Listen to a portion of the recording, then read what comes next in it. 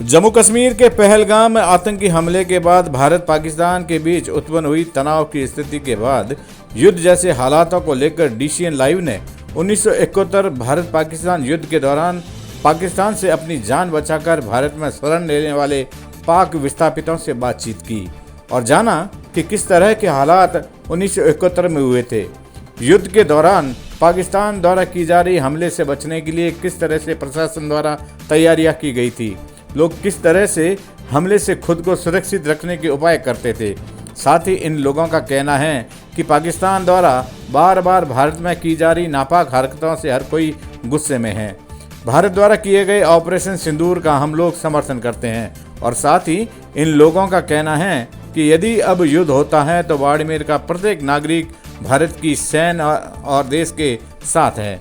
यदि आवश्यकता पड़ी तो वे खुद भारत के सेना के साथ कंधे से कंधा मिलाकर साथ देंगे और जरूरत पड़ी तो युद्ध के मोर्चे पर बंदूक भी उठाने को तैयार हैं। मेरा नाम चेतन राम पटारिया है।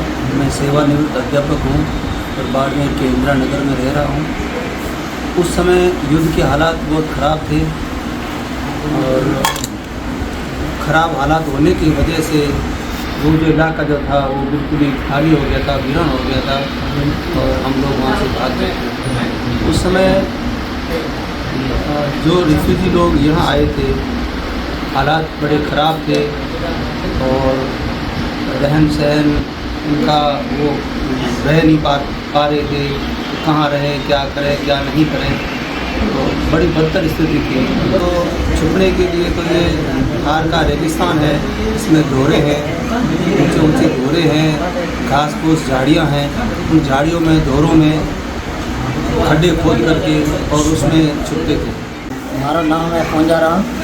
युद्ध में बहुत हालात तंगी थी, लेकिन वो समय कोई साधन नहीं था, पैदल नहीं था, पानी की समस्या थी, खाने पीने की भी समस्या थी। इसलिए वहाँ से भाग के यहाँ हिंदुस्तान में आए। हिंदुस्तान में मजदूरी की और जैसे इंदिरा गांधी थी उसने सहयोग किया तो बम फेंकते थे।